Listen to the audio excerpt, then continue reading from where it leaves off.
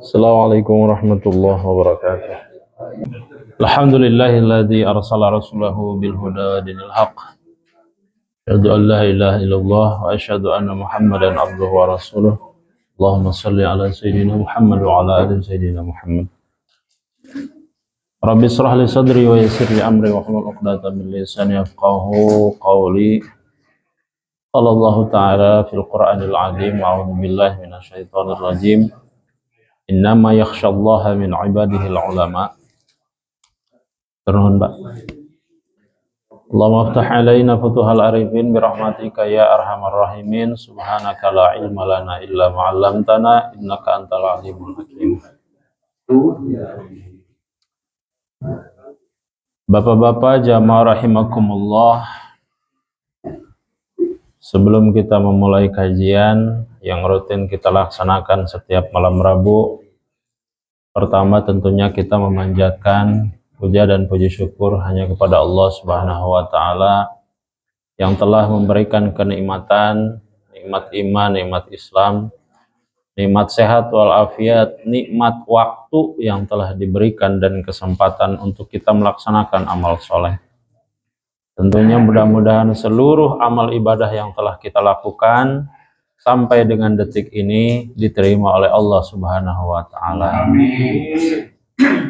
Dan juga kita tidak lupa kepada baginda Nabi besar Muhammad sallallahu alaihi wasallam.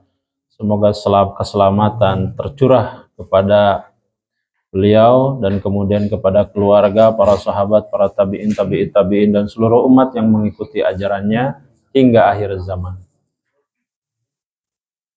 Kemudian tak lupa kita mendoakan barangkali ada dari jamaah kita, bil khusus jamaah Masjid Al-Ikhlas, dan tentunya umumnya adalah RW 16, kemudian barangkali kerabat yang saat ini dalam kondisi tidak sehat, semoga Allah menyehatkannya kembali. Dan terutama kemarin Pak Kusmayadi ya, yang telah melaksanakan operasi, katanya operasi batu ginjal, mudah-mudahan beliau disehatkan kembali, kemudian dipertemukan kembali dengan kita seperti sedia kala. Bapak-bapak jamaah rahimakumullah, alhamdulillah kita akan membahas pada malam hari ini tentang kiamat bagian 2. Kiamat bagian 2. Ya, sehat Pak, sehat ya? Alhamdulillah. Udah ketinggalin sehat, ai Persibna menang ente muyung. Kiamat bagian 2 ini kita akan coba membahas. Jadi kiamat itu sebetulnya, materi kiamat itu dibagi menjadi 4 bagian sebetulnya Pak. Bagian pra-nya yang disebut dengan tanda-tandanya, kemudian nanti terjadinya, ya pada saat terjadinya nanti seperti apa. Itu digambarkan banyak dalam Al-Quran, bagaimana kondisi pada saat kiamat. Kemudian setelah itu proses pasca kiamatnya bagaimana. Kemudian setelah itu nanti setelah kiamat, lalu kemudian penimbangan atau yaumul hisab, ya, yaumul hisab, dan kemudian nanti masuknya manusia ke surga atau neraka. Itu diceritakan lengkap baik dalam hadis maupun Al-Quran. Dan ini kita baru sampai tahap 1, yaitu mengetahui, memahami apa yang menjadi tanda-tandanya. Kiamat secara umum dibagi menjadi 2, tanda kecil dan tanda besar. Insyaallah kita bahas satu-satu ya. Kita masuk pada pembahasan yang pertama, yaitu kata Nabi dalam sahih, dalam hadis sahih, kata Nabi, aku ini diutus bersama hari kiamat seperti 2 jari. Nabi menunjukkan 2 jari itu antara jari telunjuk dengan jari tengah gini. Nah, syarah hadisnya pertama adalah jarak antara Nabi dan datangnya kiamat tidak terlalu jauh secara urutan kenabian. Kalau dari Nabi Isa umpama, Nabi Isa ke Nabi Muhammad kira-kira berapa tahun? Berapa tahun? 600 tahun. 600 tahun ya. Kalau dari zamannya Nabi Isa ke Nabi sebelumnya, Nabi Isa sebelum Nabi Isa siapa? Bukan. Coba dirunut, Pak. Adam, Idris, Nuh, Hud, Soleh, Ibrahim, Lut, Ismail, Ishak, Yakub, Yusuf, Ayub, Shu'aib, Harun, Musa, Ilyas, Zulkifli, Daud, Sulaiman, Ilyas, Yunus, Zakaria, Yahya, Isa. Berarti Nabi Yahya. Di atasnya Nabi Yahya. Kemudian ke Nabi Muhammad. Ternyata jarak Nabi Muhammad ke Nabi Isa itu tidak terlalu jauh. Meskipun ratusan tahun. Tapi hitungannya tidak terlalu jauh. Kenapa disebutkan tidak terlalu jauh? Karena ada yang masa kenabian ada yang melewati 1000 tahun. Nah, kata Nabi, saya dengan kiamat itu seperti ini, dekat sekali, sangat dekat. Maka kemudian dalam syarah hadis disebutkan, boleh jadi datangnya yang dimaksud tidak terlalu jauh adalah secara keurutan kenabian atau hubungan yang erat antara ajaran beliau dengan akhir zaman. Jadi ada yang memaknai bahwa maksudnya adalah aku dengan kiamat itu adalah ajaranku sampai dengan akhir zaman, maksudnya begitu. Jadi ajaran ini adalah ajaran yang sudah sempurna dan tidak akan pernah ada lagi nabi sampai kemudian nanti hari kiamat. Jadi selesai sampai situ. Ada juga kemudian yang menafsirkan bahwa kenabian beliau adalah yang terakhir sebelum terjadinya kiamat. Sehingga umat hidup berdasarkan ajaran beliau sampai hari kiamat. Jadi tafsir dari hadis itu adalah Nabi Muhammad sebagai penegas Nabi yang terakhir yang kemudian ajarannya ini selesai sampai hari kiamat. Begitu. Artinya Pak, kiamat itu kalau dalam bahasa hadis ini sudah sangat dekat. Kenapa? Karena tidak akan pernah ada lagi nabi. Satu. Yang kedua, ajarannya sampai hari kiamat. Nanti disebutkan di hadis yang lain bagaimana ciri yang lain menjelaskan begitu dekatnya hari kiamat. Nanti kita bahas. Baik, itu yang pertama. Yang keduanya adalah kata Nabi, tidak akan pernah terjadi hari kiamat sampai kemudian orang-orang bodoh dijadikan panutan. Apa definisi orang bodoh? Nih kata Nabi, innallaha la yaqbidul ilma intiza'an yantazi'uhu minal ibad. Sesungguhnya Allah tidak akan mencabut ilmu dan dengan mencabut langsung. Misalkan Al-Quran tiba-tiba tuh araya tulisannya, kitab-kitab tuh araya tulisannya. Bukan seperti itu, tapi dengan cara apa? Walakin yaqbidul ilma biqabdil ulama. Dengan cara Allah mewafatkan para ulama. Mantap Abi Ma'alim jadi ulama, Pak. Tapi si maut Pak Yunan. Abi mah jadi tukang komputer lah. Sekolahnya komputer pun. Pamili ulama, Pak, itu gampil, Pak. Gampil. Karena apa? Ini sabda Nabi, tidak mungkin bohong Nabi, Pak. Allah tidak akan mencabut satu ilmu dari umat dengan cara begitu saja, enggak. Tiba-tiba Al-Quran ada lengitan, ayat tulisannya, bukan seperti itu. Tapi dengan cara wafatnya para ulama. Ulama, saya masih anom, maut. Dengar kan fenomena kan? Jadi memang sengaja. Nanti ada orang-orang yang memahami agama, kemudian mudah untuk meninggal. Seperti mudah gitu. Karena memang itu janji Allah. Sampai nanti disisakan siapa? Orang-orang bodoh yang tidak mengerti agama tiba-tiba berfatwa. Begitu. Hatta idza lam yubqi aliman. Ayeuna Pak, belajar tafsir henteu, belajar hadis henteu, belajar fikih henteu, belajar agama henteu dalam anu aya dina YouTube tiba-tiba berfatwa. Kan seueur aya di YouTube. Itu terjadi enggak? Terjadi. Hati-hati. Atau nabi misalkan memang semua orang berhak untuk berpendapat. Gitu kan ya? Tapi yang sifatnya umum saja boleh. Tapi yang sifatnya khusus terkait keilmuan tertentu yang lebih dalam, hati-hati. Umpama di grup ada hadis. Umpama ini mah. Ini hadis. Terus dibahas, oh ini misalkan bulan Rajab itu harus begini, begini, begini, umpama kan suka ya bertebaran ya. Itu pahala bulan Rajab itu seperti kita 500 tahun umpama ibadah, umpama. Di-share kemudian di grup itu dianggap ini sebuah kebenaran. Gitu kan ya. Maka ini yang disebut dengan apa namanya? Hatta idalam yubqi aliman. Ittakhadhan nasu ru'usan juhalan. Yang kemudian orang bodoh ini dijadikan panutan, lalu orang-orang itu kemudian mengambil fatwanya. Padahal tajan pernah belajar umpama. Tiba-tiba berfatwa, da nama seueur Pak. Belajar henteu, pesantren henteu.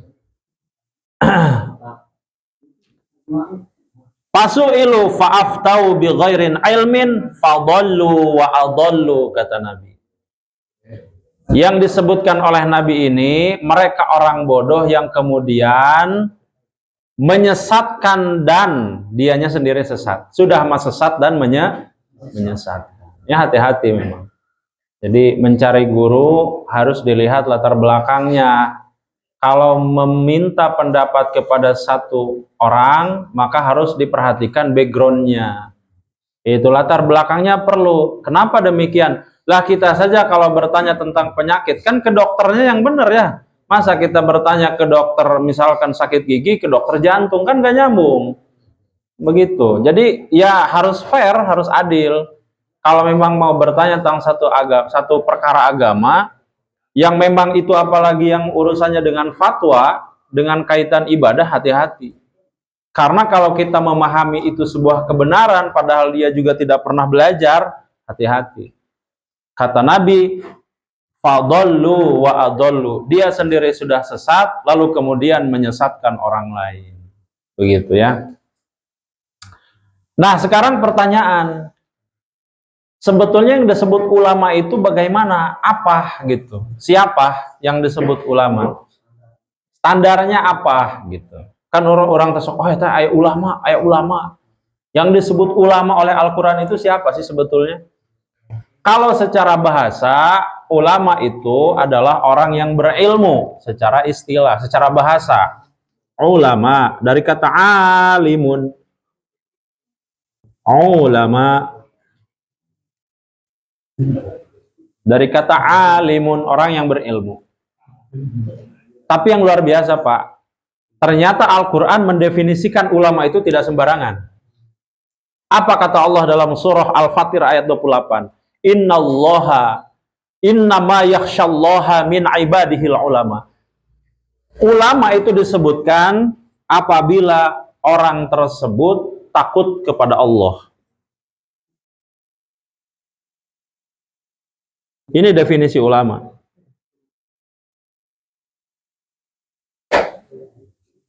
Jadi ulama dalam pengertian Al-Quran secara sederhana itu bukan saja orang yang berilmu Pak, tapi barang siapa saja ini orangnya yang kemudian takut kepada Allah, dia pantas disebut ulama, kata Allah. Ayeuna nan hartosna Pak, ilmu seueur tapi salat henteu. Naon coba? Ya kan? Kemudian misalkan apa artinya kita banyak ilmu tapi juga tidak diamalkan? Umpama. Maka kata Allah, innama yakhsyallahu min ibadihil ulama. Yang aku sebut ulama itu adalah orang yang takut kepada Allah. Berarti semua orang punya kesempatan menjadi ulama. Dalam pengertian ini. Apalagi nanti kalau ditambah dengan ilmu. Kalau ditambah dengan ilmu, ya lebih-lebih. Ketakutannya kepada Allah didasari dari ilmu yang mantap, maka itu lebih-lebih pahalanya besar di mata Allah. Begitu ya. Sampai sini Pak, poin 2. Paham tidak ini? Pahamnya? Pak Rohim, aman? Gampil ya malah. Kita lanjut. Saya uraikan di poin bawahnya itu Pak. Ini faktanya saat ini Pak. Saat ini kita akan temukan sedikit orang-orang yang betul-betul paham agama. Kenapa demikian? karena fenomenanya adalah kita akan lebih mengarahkan anak-anak ke sekolah umum daripada pesantren. Betul atau tidak? Nah, itu akhirnya apa? Memang secara alamiah, Pak. Tanda-tanda ini terjadi secara alamiah. Kesana larinya. Sehingga nanti apa? Akan sangat sedikit orang yang paham agama. Begitu. Jadi ini renungan buat kita, Pak. Memang ciri-ciri kiamat sugro yang kecil ini adalah kita lebih mudah mengarahkan anak-anak kita ke sekolah umum dibandingkan pesantren. Itu sudah kiamat sugro itu cirinya. Pada akhirnya apa yang terjadi? Orang-orang yang menempati posisi sebagai ustadz umpama, sebagai kiai, orang-orang yang belajarnya pun dipertanyakan sebetulnya. Dan tiba-tiba ada orang yang ngomong hadis begini langsung dianggap ustadz nanti. Dan itu terjadi kan? Orang yang berbicara agama sedikit saja langsung disebut ustadz. Padahal di Al-Azhar itu di Mesir, orang yang disebut ustadz itu apabila sudah doktor, sudah S3 baru disebut dengan ustadz. Jadi gelar ustadz itu di Arab itu sangat ketat sekali. Bahkan di Saudi itu, di Mekah, apabila orang yang ingin disebut digelari ustadz itu ada sertifikatnya. Nah, di kita kan pernah mau ada ya sertifikasi ulama kan, kemudian ditentang. Itu plus minus memang, Pak. Artinya apa? Di satu sisi bagus karena untuk memfilter ini orang betul nggak paham atau cuman ikut-ikutan YouTube saja, nggak pernah punya sanad langsung ke keilmuannya. Bahaya, Pak. Ingat, ilmu kalau tidak ada sanad bahaya, Pak. Ada memang yang bisa kita pahami, bisa kita pelajari langsung, memang ada. Tapi kebanyakan ilmu harus bersanad. Bapak misalkan ngaos Quran, itu harus bersanad. Kalau nggak bersanad, nanti sepemahamannya saja, itu bahaya sekali. Bahaya sekali. Gitu ya. Nah, itu yang pertama. Yang kedua adalah, nanti akan muncul fatwa-fatwa tanpa ilmu. Boleh nggak begini? Boleh, padahal nggak tahu. Asana, perasaan sih boleh. Cek uing. Cenah, ku cenah, bahaya itu, bahaya sekali. Bahaya sekali, ecek. Kemudian orang awam nanti diangkat menjadi pemimpin dan rujukan agama padahal tidak berilmu. Banyak sekali ini, Pak. Nohawartos teh kieu, Pak, nohawartos teh. Urang nitipkeun putra sarang putri ka pesantren, ternyata kiai teh pedofil. Itu kan? Bahaya, Pak. Bayangkan itu. Berarti itu kan bukan ustadz, bukan ulama. Karena tadi kata Allah, innallaha innama yakhsyallaha min ibadihil ulama. Ketika dititipkan ke situ malah dicabuli. Itu yang bahaya. Makanya memang akan diisi oleh orang-orang yang tidak berilmu dan tidak takut kepada Allah apabila kita tidak mengambil peran itu. Hilang itu, Pak. Agama begitu nanti. Orang-orang yang ada adalah orang-orang yang tidak berilmu. Lalu kemudian apalagi kata Nabi, kata ulama, rajin ibadah tapi salah pemahaman. Jangan salah, Pak. Ilmu dengan ibadah, itu yang paling penting, ilmu dulu. Ilmu, ibadah. Maka dalam ilmu fikih, Pak, satu waktu apabila misalkan azan sudah harus dikumandangkan, tetapi kajian masih berlangsung mungkin 5-10 menit lagi, itu bisa diselesaikan dulu kajiannya sampai selesai. Baru kemudian sholat azan. Diperbolehkan, Pak. Kenapa? Alasannya adalah ilmu lebih utama daripada ibadah. Ibadah itu harus berilmu. Maka ilmu dalam hal tolabul ilmu itu diperbolehkan seperti itu. Nah, berarti jangan menyangka ibadah yang kita sudah lakukan ini begitu saja diterima. Enggak. Ada ilmunya sudah sesuai belum? Abi mah badai sholat lah. Badai sholat umpama. Pas begitu takbir Allahu Akbar teh kieu. Kan ya nu penting mah sholat Ustaz umpama. Allahu Akbar. Atau Allahu Akbar. Kumaha uing. Jadi ilmu itu apalagi dalam hal ibadah itu harus dicari sampai ketemu titiknya, Pak, akarnya gitu. Ini ilmu kita dalam hal perihal sholat nih, kan banyak itu Pak ilmunya. Sebelum sholat ada wudhu, ya kan, ada toharoh. Pertama kali kita bahas di kajian itu adalah tentang bab toharoh, bagaimana cara bersuci. Nanti toharoh itu banyak sekali cabangnya. Ada toharohnya, toharoh wudhu. Wudhu sendiri dibagi, ada yang pakai air, ada yang pakai debu, kan? Ada yang pakai air banyak, ada yang pakai air sedikit. Tuh, itu baru wudhu saja tuh. Kemudian nanti syarat sahnya apa, rukunnya apa. Kalau pakai air bagaimana? Kalau pakai air banyak, air sedikit gimana? Terus cara membedakan ini air boleh dipakai berwudhu atau tidak. Bagaimana pengertian mustakmal dan bagaimana tidak mustakmal. Apa makna dari najis dan mutanajis tuh? Banyak sekali Pak itu. Itu kita harus paham itu. Lalu kemudian kalau tayamum, kapan tayamum diperbolehkan? Kalau debu-debunya seperti apa yang diperbolehkan? Apa syarat-syaratnya? Apa rukun-rukunnya? Bagaimana dianggap itu sah? Bagaimana kalau di perjalanan ada air tapi untuk minum tidak ada terlihat debu umpama. Kita juga tidak bawa debu dari rumah. Bagaimana? Itu kan ilmu melulu itu Pak. Itu baru toharoh. Belum nanti sholat. Sholat sendiri terbagi beberapa bagian itu Pak ilmunya. Ada bagian kiroat. Bagian kiroat itu bagaimana bacaan kita. Kemudian ada bagian tentang kehusuan, itu khusus kolbu kan. Ada kemudian bagian fikihnya yang berkaitan dengan amaliyahnya, Allahu Akbarnya bagaimana. Apakah sejajar dengan bahu atau telinga begini? Atau kemudian sejajar dengan apa? Dada begini? Ya kan? Kemudian apalagi misalkan ruku, sujud. Ya kan, sujud ada yang lutut dulu atau tangan dulu, kan begitu, macam-macam. Dicari Pak. Maka saran saya jangan pernah kita lepas dari majelis ilmu sampai akhir hayat. Mudah-mudahan dengan itu ibadah kita makin baik. Kalau kita lepas dari majelis ilmu, wassalam Pak. Memangnya kita yakin ibadah kita ini diterima?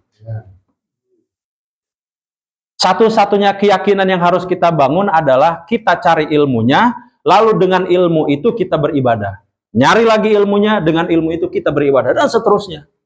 Seperti itu. Nanti di perjalanan kalau seandainya pemahaman kita salah, apa kata ulama? Apabila kita punya ilmu, lalu kemudian kita memutuskan satu perkara, dan ternyata yang kita putuskan itu salah, kita masih tetap dapat satu pahala. Kemudian, apabila kita sudah punya ilmunya, lalu kemudian kita memutuskan satu perkara dan ternyata keputusan itu benar, apa kata ulama? Dapat dua pahala. Berarti orang yang berilmu tidak pernah rugi. Orang itu ngawas. Ternyata umpama salah di pengawasan orang teh, anger Pak, kenging pahala. Alhamdulillah. Kemudian yang berikutnya adalah, kemarin sudah saya bahas tentang al-haraj. Al-haraj itu adalah kekacauan, pertumpahan darah yang lebih-lebih daripada zaman sebelumnya. Kita sudah menyaksikan hari ini Pak, dalam catatan sejarah, Perang Dunia I, Perang Dunia II membunuh jutaan orang. Perang Dunia I saja sudah 6 juta lebih orang yang meninggal karena kekacauan. Dulu senjata kapungkur apa senjata cuma naon? Tombak kan? Tombak, pedang. Ya, bambu runcing. Yang kira-kira daya hancurnya itu paling ke satu orang. Mulai ayam meriam. Meriam lumayan, bisa 10 jalmi umpama. Ya kan? Tapi di zaman abad 20, 21, dalam satu kali ledakan itu bisa menghancurkan, bisa meninggal orang, bisa jutaan. Itu dahsyat sekali sekarang, Pak. Apalagi sekarang kan nuklir di mana-mana. Sudah satu hulu ledak nuklir saja sudah bisa membunuh satu kota, satu negara. Itu kan makin parah. Jadi di sini kita bisa memahami, oh betul ya kata Nabi. Nabi tidak akan pernah berbohong Pak, dan tidak akan pernah meleset. Kekacauan pertumpahan darah itu sudah terjadi, luar biasa. Jadi sangat-sangat dekat sekali berarti kalau sudah terjadi. Tidak akan pernah terjadi, kata Nabi, kiamat itu sampai kemudian merebaknya zina dan khamar. Ini kata Nabi, la taqumus sa'ah hatta yaksura zina wa yashraban nasul khamra. Kata Nabi, tidak akan pernah terjadi kiamat itu sampai kemudian zina merajalela di mana-mana. Dan kemudian khamr juga demikian. Pak, kapung kurma orang ngadangu nu minum khamr teh asana tebih gitu abi. Ayeuna mah budak di komplek-komplek itu di mana, di pojokan gitulah. Di terminal di mana. Aya berita 12 jalmi, 13 jalmi maot kan? Karena oplosan teh ya. Aya we laguna kan? Oplosan. Begikeun ka dilagukeun oplosan. Kalau seandainya itu terjadi, berarti hadis ini benar dong ya. Karena di mana-mana khamar. Bahkan khamar itu, Pak, sekarang banyak bentuk. Sudah ada yang bentuk pil, sudah ada yang bentuknya sabu, sudah yang bentuknya asap kan? Rokok, ganja umpama. Kemudian ada yang bentuk minuman. Yang lebih paten, Pak, yang kita barangkali geleng-geleng kepala, aya sifatna khamar tapi bentukna punten dilebetkeun kana dubur. Ngadangu teh pernah ngadangu? Aslina aya ayeuna. Jadi sudah macam-macam jenis khamar ini gitu. La taqumus sa'ah hatta yaksaru zina wa yashraban nasul khamr. Kemudian yang berikutnya adalah az-zina. Az-zina itu adalah seks bebas dan pornografi. Pak, tong disangka alit eta Pak. Sok urang di WA teh nya, di medsos gitu, di YouTube naon. Kan ayeuna teh zamanna teh zaman terbuka. Sadayana ge jadi terbuka. Jangan salah, itu tanda dari kiamat itu. Karena sekarang kita sudah seperti biasa melihat itu. Cobian, Pak. Ya kan? Anu nganggo ieu tank top. Anu di jalan-jalan ayeuna nu sok seueur ieu. Nu sakieu unggul kan? Macam-macam. Jadi seperti biasa kan itu. Kalau sudah biasa, berarti betul apa kata Nabi. Nanti itu akan terjadi di mana-mana dan merajalela. Betul berarti. Jadi ayeuna mah nu nganggo hijab teh jadi siga nu aneh gitu. Apalagi misalkan orang lebet ya ka mana gitu. Aya janggotan siga abi umpamanya. Tos we langsung dicurigai kan? Oh, ya teroris siga ngabom ya. Kaleresan Nabi Abdi Nurdin gitu. Kan siga Nurdin M-Top jadi. Bawa masa marga gitu. Kemudian amanah disia-siakan. Kumaha tah ayeuna? Nih, kata Nabi, Pak, bukan kata saya nih. Hadis dari Abu Hurairah. Kata Nabi, "Idza duyi'atil amanatu fantadhirus sa'ah." Tidak akan pernah terjadi kiamat, Pak, sampai kemudian orang diberikan amanah tetapi mengkhianatinya. Dan kepada siapa ini? Para pemimpin, Pak. Pemimpin, Pak, disebutkan secara khusus ya. Pertama kata Nabi, yang diingatkan, yang kemudian disebutkan oleh Nabi, kerusakan besar akan muncul itu saat manusia mengingkari amanah. Upami jalmi alit mah Pak, paling amanah lah paling segelintir orang, 2-3 pangintennya. Upami orang Pak, wargi biasa ya. Pami misalkan kerusakan paling sa-RT-eun umpama paling ageng oge sa-RT. Coba Pak, pemimpin. Bupati. Naon deui? Kaluhurna KDM non Pak, gubernur. Terus presiden, menteri heula. Menteri kehutanan tah. Menteri kehutanan, menteri ESDM, macam-macam. Kemudian presiden ya.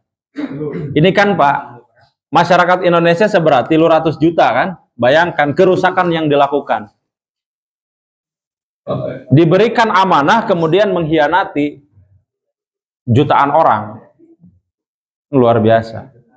Maka betul kata Nabi, tidak akan pernah terjadi kiamat sampai kemudian banyak pemimpin-pemimpin yang melanggar amanahnya, mengingkari amanahnya. Setelah itu, setelah dilanggar amanah, apa yang terjadi? Kerusakan alam. Sudah pasti itu mah, wa idza qila lahum la tufsidu fil ardh qalu innama nahnu muslihun. Dalam surah Al-Baqarah ayat 11. Mereka mengatakan bahwa la tufsidu fil ar, Allah mengatakan bahwa jangan merusak bumi. Ini jelas Pak, la tufsidu fil ar yang disebut bumi. Apa yang mereka katakan? Allah yang mengatakan nih Pak. Qalu innama nahnu muslihun. Enggak kok, kami enggak merusak bumi. Justru kami ini termasuk orang-orang yang supaya Indonesia ini jauh lebih baik. Buktinya apa? Rusak. Allah yang mengatakan Pak, qalu innama nahnu muslihun. Sesungguhnya kami ini termasuk dari golongan orang-orang soleh. Kenapa? Karena kami memikirkan kesejahteraan masyarakat. Ujungnya apa? Rusak alam. Data terbaru ternyata sawit tos badeka Merauke, Pak. Apa itu? Dibabat Merauke. Merauke kan berarti di tanah Papua. Jadi di Sumatera cenah tos seep, Pak. Terus hampir teu aya deui lahan bikin dibabat. Akhirnya pindah ke Kalimantan. Kalimantan oge sami babat sadayana. Terus ku tambang, ku sawit macam-macam. Ngalih deui ka Sulawesi. Ternyata di Sulawesi juga sama. Ayeuna bade pindah ke mana? Ka Papua, ka Merauke, Pak. Ka Merauke itu data valid. Datanya valid.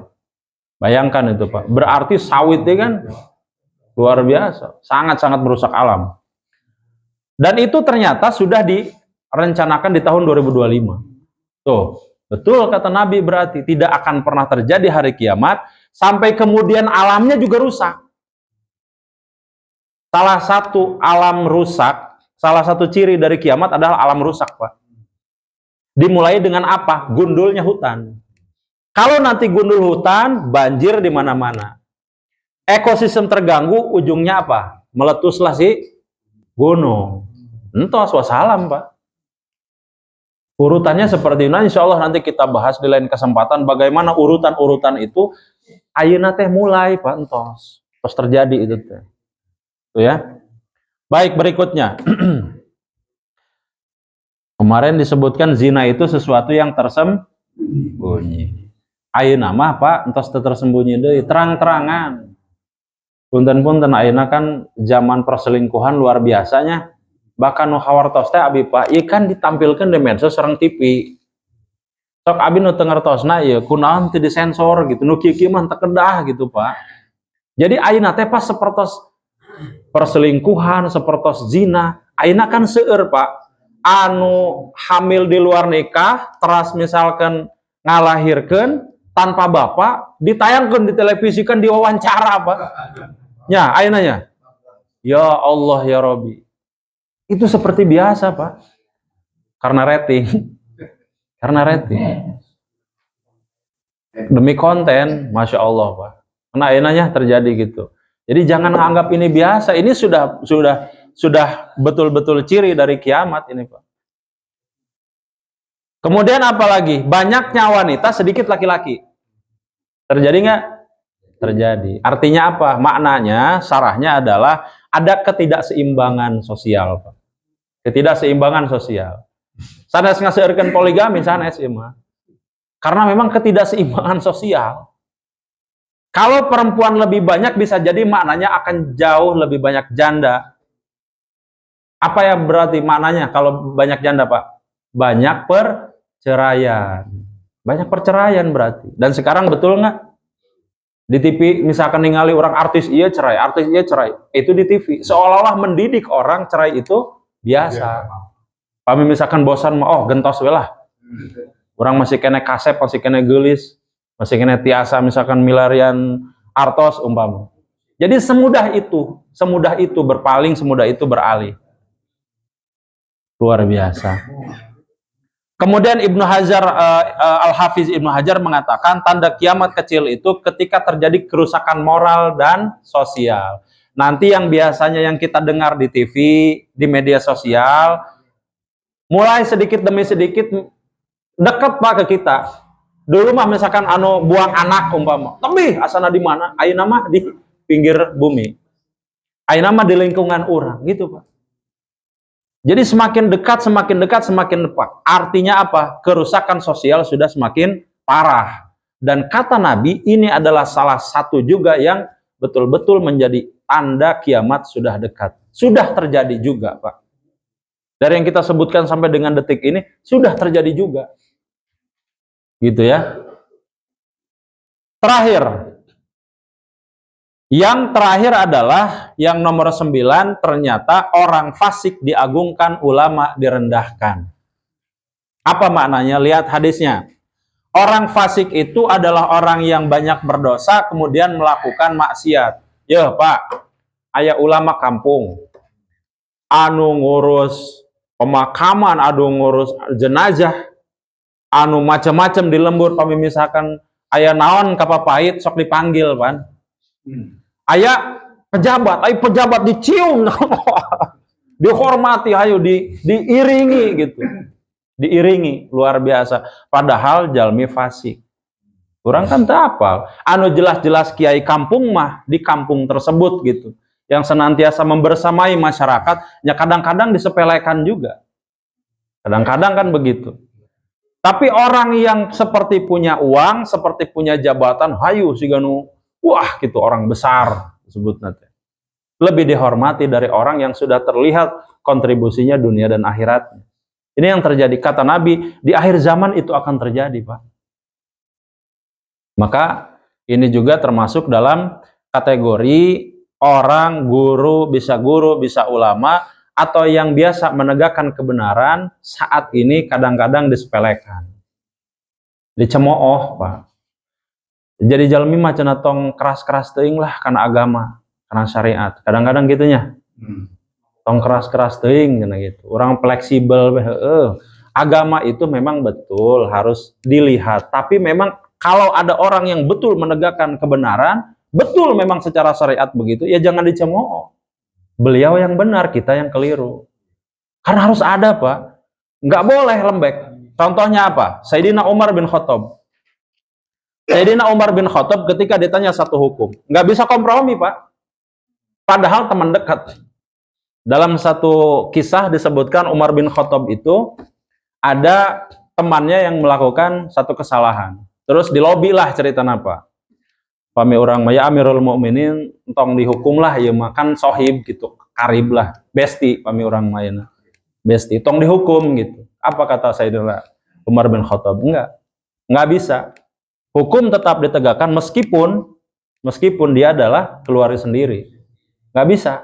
Berarti harus ada orang yang menegakkan kebenaran ini. Kalau ada orang seperti ini kemudian dicemooh, ini berarti masuk dalam kategori hadis tanda kiamat yang sudah juga terjadi. Allah alam, Pak. Barangkali begitu, ngahulangna orang. Ada yang mau ditanyakan, barangkali tadi didiskusikan, dipersilakan, Pak. Tapi ngopi lah.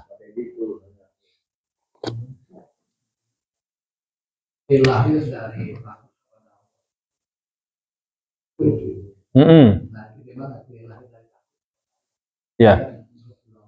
Ya. Dalam ilmu tasawuf, Pak, innama yakhsyallahu itu harus bertingkat. Kalau dalam ilmu tasawuf disebut dengan suluk. Bagus pertanyaan Pak Haji ya.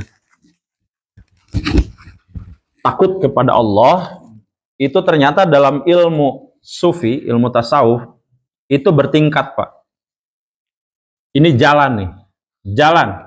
Jadi yakhsyallahu itu nggak bisa mudah, tidak mudah, Pak. Yakhsyallahu itu, takut kepada Allah itu. Dia harus melalui tingkatan. Dan tingkatan jalan ini disebut istilahnya adalah suluk. Orangnya disebut salik. Jadi orang yang mencapai derajat ini disebut dengan salik, jalannya disebut dengan suluk. Nah, di tingkatan ini, Pak, ulama mengajarkan ini ada tahapannya. Ya, secara umumnya nanti begitu, ya. Di jalan suluk ini, yang pertama yang harus dibangun adalah apa? Ilmu, Pak. Ilmunya. Berarti kalau ilmu harus dekat ke majelis taklim. Tidak mungkin ketakutan kepada Allah muncul kalau tidak ada ilmu. Kalau tidak ada kajian, Pak, yang kita ikuti, itu tidak akan pernah ingat ini. Nggak akan. Jadi orang misalkan milarian dunia be umpama. Ngaos henteu. Ini yang disebut dengan kalau dalam apa? Kalau dalam istilah Al-Qur'an qulub marad. Jadi hati yang sakit. Qalbun maridun. Qalbun maridun. Jadi hati yang sakit. Marid itu sakit. Nanti tingkatan berikutnya setelah ilmu apa? Amal. Punya ilmu sedikit, amalkan. Ilmu sedikit, amalkan, dan seterusnya. Ya. Nanti setelah itu belajar khusyuk. Nah, pada saat tingkatan belajar khusyuk ini, nanti ada cara-caranya lagi. Bagaimana kita senantiasa khusyuk? Salah satunya nanti banyaklah zikir. Dan ternyata Pak, zikir itu jangan dilakukan cuman hanya dalam sholat. Jadi misalkan begini, kita mau khusyuk nih Pak. Pada saat kita sholat, langsung sholat. Sebelumnya kita tidak mempersiapkan diri dulu dengan zikir, hilang itu Pak. Hilang zikirnya, hilang khusyuknya. Jadi harusnya bagaimana? Kata ulama, salah satu cara untuk khusyuk dalam sholat, sebelum sholat, zikir dulu. Jadi kayak pemanasan gitu Pak. Apa kalau bahasanya? Stretching. Stretching, pemanasan heula. Da aya bade olahraga kan aya stretching heula. Bade goas eta stretching. Ya. Pemanasan heula. Warming up. Maka di sholat ya, sebelum sholat ada warming up-nya dulu nggak? Ada Pak. Sebelum kita wudhu. Apa yang dilakukan sebelum wudhu? Apa yang dilakukan sebelum wudhu Pak? Niat. Pipis.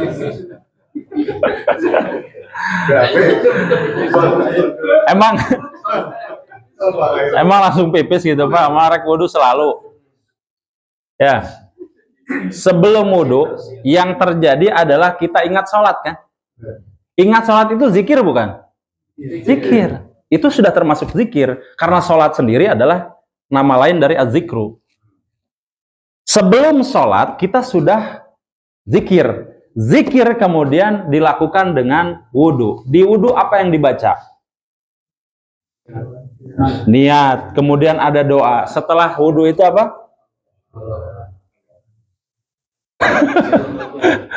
Terus syahadu la ilaha illallah syahadu anna muhammadar rasulullah. Terus Allahumma ja'alni minat tawabina waj'alni minal hartosnan Pak Ji. Allah Allahumma ja'alni, ya Allah aj'alni itu jadikanlah aku. Allahumma ja'alni. Bapak masuk apal bahasa Arab nantinya, tapi tak apal hartosna tuh. Allahumma ja'alni, ya Allah, ij'alni jadikanlah aku. Minat tawabina, dari golongan orang-orang yang senantiasa bertaubat. Tawabin berarti orang-orang yang bertaubat.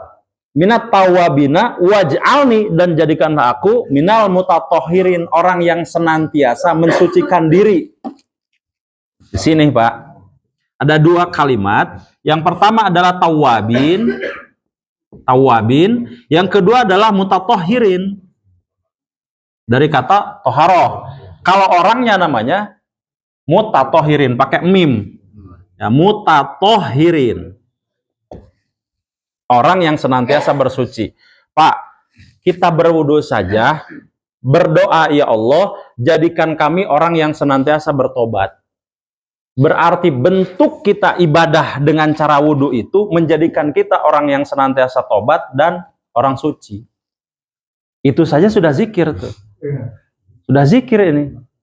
Dari sini kemudian diminta apa oleh agama, oleh syariat, sebelum ke masjid, sebelum melaksanakan ibadah yang lain, masuk ke masjid, sholat apa namanya?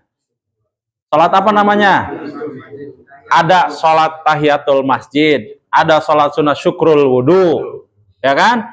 Kalau sudah Allahu Akbar, azan pautang, ada qobliyah. Setelah itu ada sholat wajibnya. Setelah itu ada ba'diyahnya. Setelah itu ada zikirnya. Lengkap nggak? Lengkap. Ini yang disebut dengan zikrullah. Khusyuknya itu bukan hanya pada saat sholatnya. Sebelumnya harus dipersiapkan. Warming up. Begitu.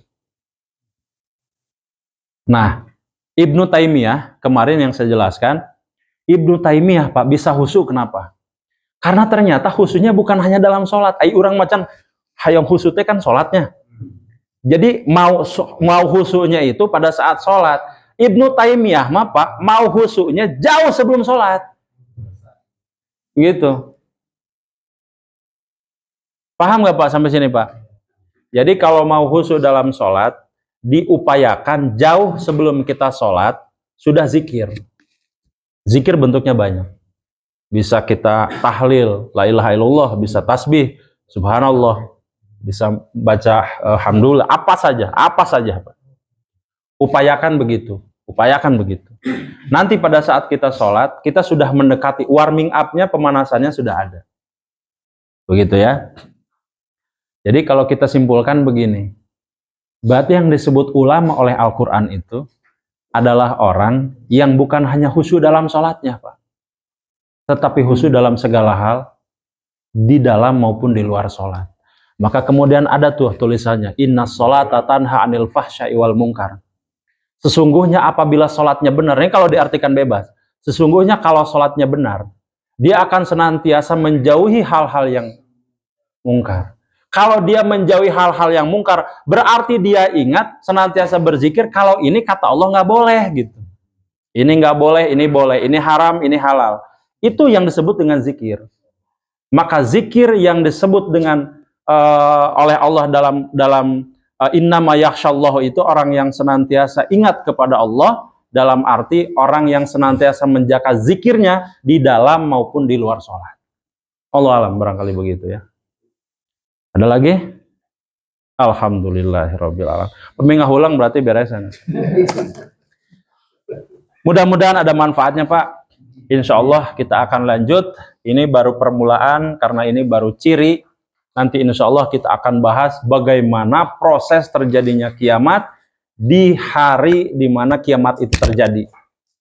Ya insya Allah nanti kita akan bahas itu lebih dahsyat lagi, lebih ngeri lagi, dan mudah-mudahan itu menjadi semacam kita bisa bermuhasabah, bisa lebih meningkatkan ibadah kita kepada Allah Subhanahu wa taala. Akhirul kalam. Assalamualaikum warahmatullahi wabarakatuh.